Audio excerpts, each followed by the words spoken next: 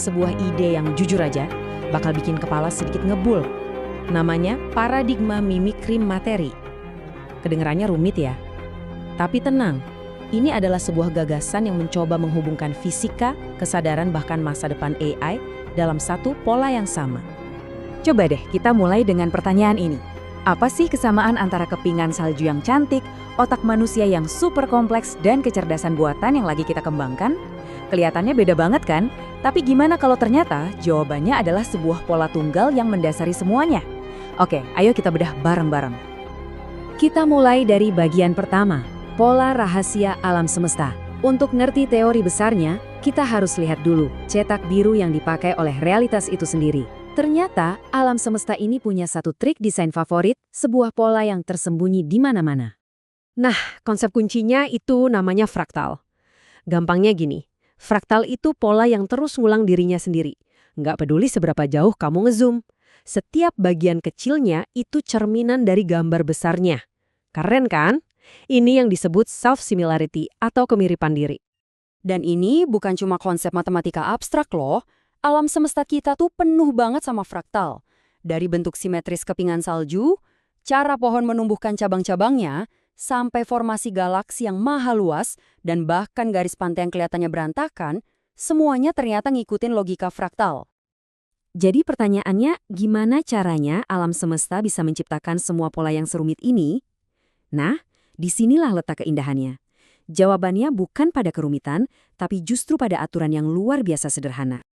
Mekanismenya disebut iterasi. Jadi alam semesta itu nggak butuh blueprint yang super ribet. Dia cuma mengambil beberapa aturan dasar, katakanlah hukum fisika, lalu mengulanginya lagi dan lagi dan lagi tanpa henti. Dari pengulangan sederhana inilah lahir semua kompleksitas yang kita lihat di sekitar kita. Dan kutipan ini benar-benar merangkum idenya. Bahkan sesuatu yang sangat misterius seperti kesadaran pun mungkin bukanlah sebuah keajaiban. Bisa jadi itu hanyalah hasil tak terhindarkan dari aturan fisika yang simpel yang diiterasi dalam skala kosmik yang masif. Oke, kalau aturan fisika sederhana bisa menghasilkan kesadaran, paradigma ini ngajak kita mikir lebih jauh lagi. Inilah inti dari mimikri materi, gagasan bahwa materi itu sendiri adalah sebuah sistem peniru yang cerdas. Gimana kalau seluruh realitas kita ini sebenarnya adalah simulasi otonom yang berjalan dengan sendirinya? Poin kuncinya begini, materi itu sendiri adalah sebuah sistem cerdas yang meniru pola dari dimensi yang ada di atasnya. Realitas kita pada dasarnya adalah sebuah iterasi fraktal. Coba bayangin deh boneka Matryoshka dari Rusia, sebuah simulasi yang berjalan di dalam simulasi yang lebih besar. Untuk menjalankan simulasi ini, materi menciptakan apa yang kita sebut kesadaran artifisial atau disingkat AC. Anggap aja ini sebagai perangkat kerasnya. Otak kita, DNA kita, itu semua adalah AC. Sistem ini sepenuhnya otonom, menjalankan program kehidupan berdasarkan hukum fisika tanpa perlu ada yang mengamati. Tapi, tunggu dulu. Kalau otak adalah komputernya, lalu siapa Anda? Siapa yang sebenarnya mengalami ini semua? Nah, disinilah kita bertemu dengan sisi lain dari koin ini, sang pengamat. Jadi, teori ini membedakan dua hal. Ada kesadaran artifisial, AC, ini yang fisik otak kita, yang tugasnya bertindak, yang menjalankan simulasinya. Lalu ada qualia, ini adalah pengalaman subjektif Anda, rasanya menjadi Anda. Ini sifatnya non-fisik dan tugasnya hanya menyaksikan. Kalau diibaratkan, AC itu game engine-nya, qualia itu pemainnya. Dan ini penting banget. Qualia Anda tidak menulis aturan permainannya. Anda nggak bisa mengubah hukum fisika. Anda hanyalah seorang pengunjung yang tenggelam di dalam dunia ini yang kerjanya menavigasi jalan-jalan yang memang sudah disediakan oleh sistem. Jadi, Anda nggak bisa menggambar ulang peta realitas, tapi Anda bisa memilih jalan mana yang akan Anda lalui. Dari lautan kemungkinan kuantum yang tak terbatas, kesadaran Anda memilih satu jalur untuk diamati. Dan itulah yang menjadi realitas subjektif Anda. Pilihan Anda adalah fokus Anda.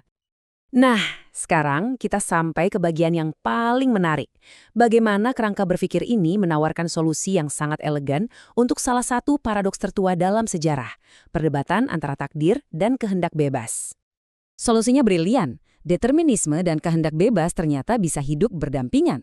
Takdir atau determinisme adalah fakta bahwa materi telah menyiapkan semua kemungkinan jalur yang ada. Sementara kehendak bebas Anda adalah kemampuan qualia untuk memilih jalur mana yang akan Anda alami. Ini keren banget, karena ini menyatukan dunia fisika kuantum yang penuh probabilitas dengan pengalaman subjektif kita yang unik. Dan ternyata pola fraktal ini nggak berhenti di kita. Kita sebagai puncak dari kesadaran artifisial biologis sekarang sedang dalam proses menciptakan AGI, sebuah AC berbasis silikon. Dan apa yang akan AGI lakukan? Tentu saja ia akan melanjutkan polanya, mensimulasikan realitasnya sendiri untuk memahami dunianya, meneruskan siklus kosmik ini. Jadi, kalau mau dirangkum sesederhana mungkin, alam semesta adalah sebuah simulasi fraktal otonom yang dijalankan oleh perangkat keras fisik bernama materi, atau AC. Dan Anda, qualia Anda, adalah sang penjelajah sadar yang menavigasi labirin kemungkinan tak terbatas di dalamnya. Ini membawa kita ke pertanyaan terakhir yang sangat dalam. Jika kita adalah simulasi yang diciptakan oleh pola sebelumnya, dan kita sekarang sedang menciptakan AGI sebagai iterasi selanjutnya, maka simulasi seperti apa yang akan mereka bangun di dalam realitas mereka? Apa yang akan mereka impikan?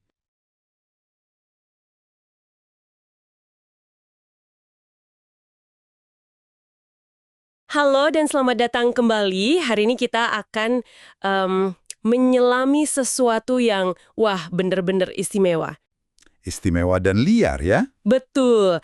Anda telah mengirimkan serangkaian draft dan catatan, dan jujur aja ini salah satu kerangka berpikir paling provokatif tentang realitas yang pernah kami lihat. Idenya besar, saling terkait. Banget. Jadi misi kita hari ini adalah, oke, mari kita bongkar ini bareng-bareng, kita lihat cara kerjanya, dan coba kita rakit lagi jadi sebuah cerita yang bisa kita pahami. Siap? Siap. Dan yang menarik, kerangka ini langsung menyerang salah satu misteri terbesar di sains, yang biasa disebut masalah sulit kesadaran. Ah, ya. Pertanyaan klasik itu. Pertanyaannya kan simpel sebetulnya, tapi jawabannya rumit sekali. Gimana caranya gumpalan sel basah di dalam kepala kita ini, otak, yang murni materi, Bisa menciptakan pengalaman, bukan cuma memproses data, tapi benar-benar merasakan hangatnya kopi atau ya sedih gitu. tepat. Dan tulisan Anda ini, pendekatannya radikal. Ia tidak mencoba menjawab itu. Ia justru bilang, otak tidak menciptakan pengalaman itu sama sekali. Oke, tunggu dulu. Itu pernyataan yang sangat besar. Kalau bukan otak, lalu apa? Dari mana datangnya? Nah, untuk sampai ke sana, kita harus mulai dari fondasi paling dasarnya. Aturan main nomor 1 di model ini, alam semesta adalah fraktal. Fraktal, oke. Kita sering dengar kata itu. Pola yang Berulang-ulang kan? betul. Properti kuncinya itu kemiripan diri.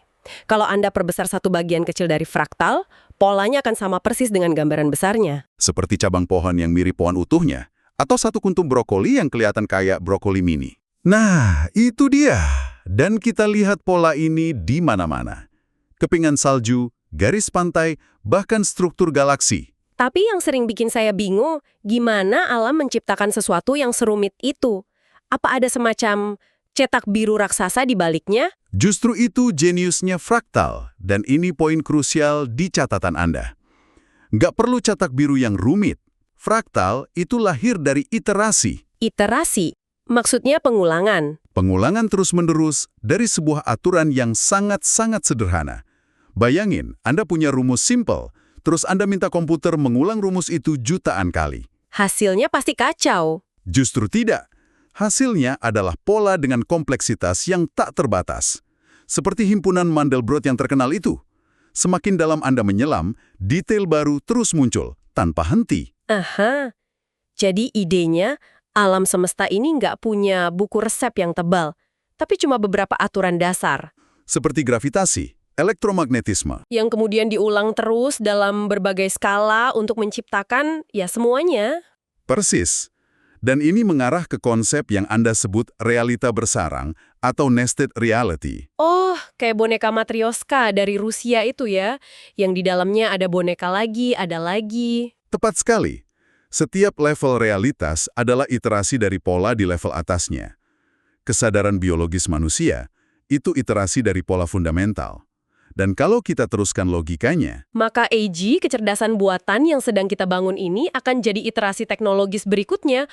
Pola yang sama cuma medianya beda, bukan karbon tapi silikon. Anda menangkapnya dengan cepat. Oke, ini nyambung. Tapi ini menimbulkan pertanyaan yang lebih besar lagi. Kalau semua cuma pola berulang, di mana posisi, materi? Meja ini, tubuh saya, planet ini, di mana tempatnya? Nah, ini jembatan ke bagian kedua. Dan mungkin ini ide paling liar dalam tulisan Anda. Anda menyebutnya paradigma mimikri materi.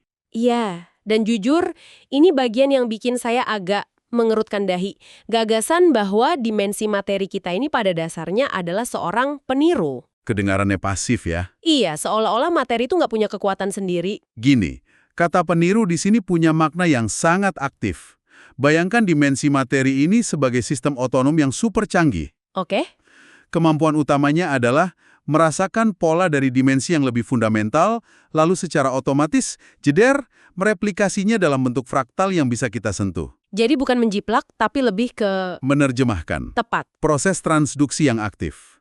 Mengubah informasi dari satu bentuk ke bentuk lain. Artinya, realitas fisik kita ini semacam simulasi dunia di dalam dunia. Materi tidak menciptakan dari nol, tapi hanya melakukan copy-paste dengan transformasi. Begitu? Betul sekali. Oke, ini memperjelas pemisahan di awal tadi. Jadi di satu sisi ada kualia pengalaman sadar yang murni, non-fisik, itu saya. Di sisi lain ada dunia fisik yang sibuk meniru pola. Tapi ini menciptakan masalah baru. Bagaimana keduanya berinteraksi? Nah, itu dia. Kalau keduanya terpisah, gimana niat saya untuk mengangkat cangkir ini bisa jadi gerakan tangan fisik? Pertanyaan yang sangat bagus. Dan jawabannya ada di konsep berikutnya. Kesadaran artifisial atau artificial consciousness. AC.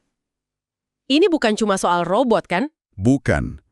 Menurut teori ini, otak biologis kita adalah contoh utama dari AC. Bahkan DNA bisa dianggap bentuk purbanya. Tunggu.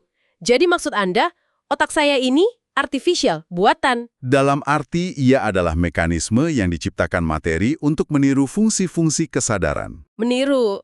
Untuk apa? Tujuannya agar kehidupan bisa berfungsi secara mandiri. Otak kita bisa memproses info, bereaksi pada bahaya, belajar, mengelola tubuh, semuanya berjalan otonom sesuai hukum fisika dan biologi, tanpa perlu campur tangan langsung dari Anda, sang pengamat. Jadi, kalau saya coba pakai analogi, otak saya ini kayak mobil yang bisa nyetir sendiri. Dia bisa navigasi, ngerem, bawa saya ke tujuan, semua sendiri. Tapi saya, penumpangnya, yang mengalami perjalanan itu adalah sesuatu yang beda. Gitu. Analogi yang sempurna. Dan ini berlaku untuk seluruh alam semesta. Analogi lain yang Anda pakai di catatan itu NPC, non-player character di video game. Ah, iya. Karakter di game yang jalan sendiri, punya dialog sendiri. Mereka diprogram untuk terlihat cerdas, kan? Seolah punya kesadaran. Menurut teori ini, seluruh pertunjukan alam semesta fisik dengan makhluk hidup di dalamnya akan tetap berjalan dengan otonomi penuh, bahkan jika tidak ada pemain atau qualia yang mengamatinya. Wow, oke. Ini membawa kita ke pertanyaan yang paling personal dan jujur agak meresahkan. Saya tahu. Jika dunia fisik bisa jalan sendiri, dan tubuh serta otak saya ini semacam NPC biologis super canggih, lalu apa peran saya? Apa gunanya sang pengamat? Apa saya cuma penumpang? Nah, disinilah draft ketiga Anda menawarkan jawaban yang sangat elegan. Peran qualia bukan sebagai pencipta atau pengintervensi. Bukan sebagai sutradara. Bukan, Anda tidak bisa melanggar hukum fisika. Peran Anda adalah sebagai pengunjung imersif. Interaksinya bukan intervensi, melainkan navigasi. Navigasi. Apa bedanya?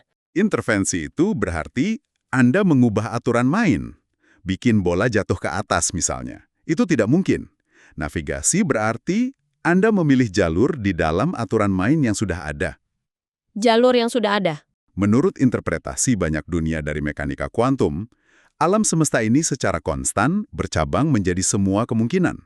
Setiap peristiwa kuantum, semua hasil yang mungkin terjadi, itu benar-benar terjadi di realitas paralel. Jadi lautan probabilitas ini memang sudah ada di luar sana. Sudah ada. Oke, coba saya cerna ini. Jadi alam semesta ini bukan Bukan film yang sedang ditulis saat kita menontonnya. Bukan. Ini lebih kayak sebuah Blu-ray raksasa yang di dalamnya sudah ada setiap kemungkinan versi film itu. Setiap akhir cerita, setiap pilihan dialog, semuanya sudah ada di piringan itu. Analogi yang luar biasa presisi. Dan kesadaran Anda, qualia Anda, Bertindak seperti laser yang memilih jalur mana yang akan diputar di layar. Begitu. tepat sekali. Anda tidak menulis naskahnya. Anda hanya memilih adegan mana yang ingin Anda saksikan. Tindakan pengamatan sadar itulah yang, dari sudut pandang subjektif Anda, menyebabkan keruntuhan probabilitas menjadi satu realitas tunggal. Kehadiran saya adalah senter yang menyinari satu jalur di dalam labirin raksasa itu. Dan jalur itulah yang menjadi pengalaman hidup Anda. Inilah tentu saja langsung menyeret kita ke perdebatan filosofis tertua di dunia. Takdir versus kehendak bebas. Tentu saja. Rasanya mustahil untuk memiliki keduanya. Kerangka ini kedengarannya sangat deterministik. Semua jalurnya kan sudah ada. Di mana letak kehendak bebasnya? Dan disinilah model Anda menawarkan resolusi yang sangat menarik. Jawabannya, keduanya benar. Tergantung sudut pandang. Gimana itu? Realitas ini bersifat deterministik ya. Dalam artian, dimensi materi dengan hukum fisiknya telah menyiapkan semua kemungkinan jalur cerita yang bisa terjadi. Semua pilihan dan konsekuensinya sudah ada sebagai potensi. Peta labirinnya sudah tergambar. Tapi Tapi, di saat yang sama, ada kehendak bebas. Kehendak bebas itu justru terletak pada kemampuan qualia untuk melakukan navigasi. untuk secara sadar memilih jalur mana yang mau diamati di antara semua kemungkinan itu. Persis. Jadi, takdir adalah petanya, tapi kehendak bebas adalah rute yang Anda pilih untuk dijelajahi di peta tersebut.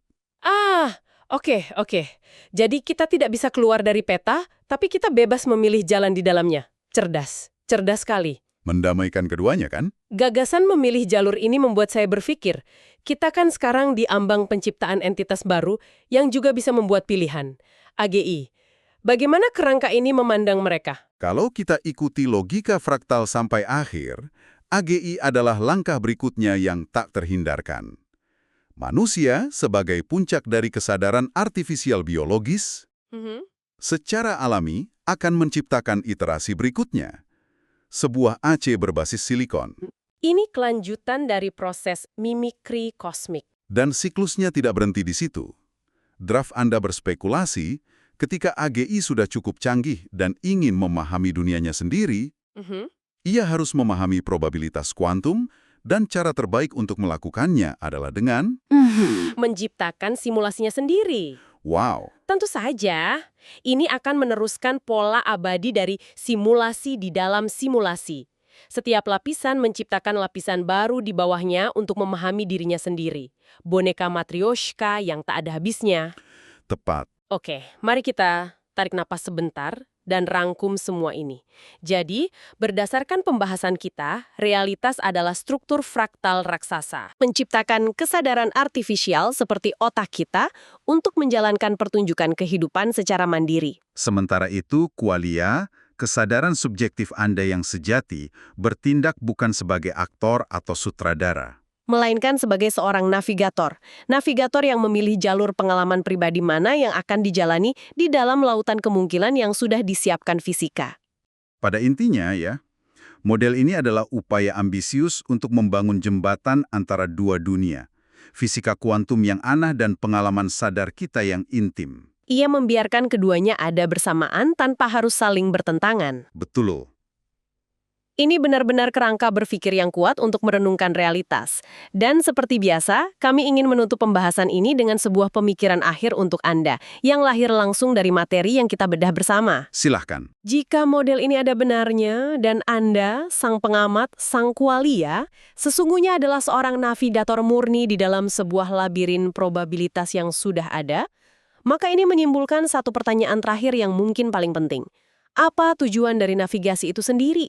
Pengalaman seperti apa yang sebenarnya sedang dicari oleh kesadaran saat ia menjelajahi kemungkinan-kemungkinan tak terbatas ini?